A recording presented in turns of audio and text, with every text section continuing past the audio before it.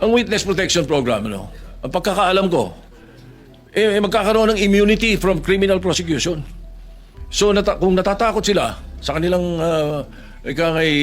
security, bilyon-bilyon ng pera nila eh. Ang dami nilang pwedeng bayaran ng security guard eh. Kahit 1,000 security guard kaya nila eh. Bakit kailangan gobyerno? Ay galit na ang mga tao dahil hindi nga natin malaman kung ilan yan, kung nangyari nga yan, kung sila nga yan, hindi po ba? Kaya we were just trying to be prudent. Konting konting hinay. Huwag yung sasabihin natin. Kaya sabi ko, ba't tayo nagmamadali? I'm not pertaining to any senator.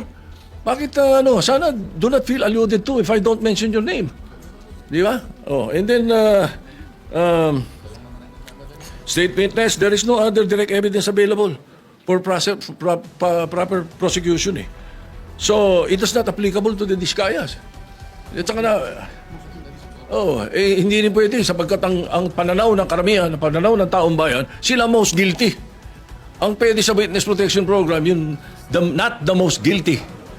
Yun ang sinasabi ng batas. Anyway, as I said, the Senate President has the power to order the transfer. And if I have used a word that does not conform to your palate, then pagpasensyahan nyo.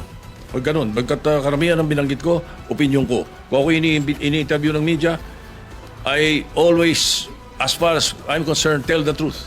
Pag ang media kausap mo taong bayan eh.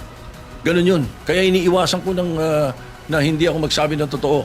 Kung opinion ko hiningi, binibigay ko opinion ko, hindi ko tinatago. So if you don't like my opinion, I'm sorry, Mr. President. But that's how it is. Thank you.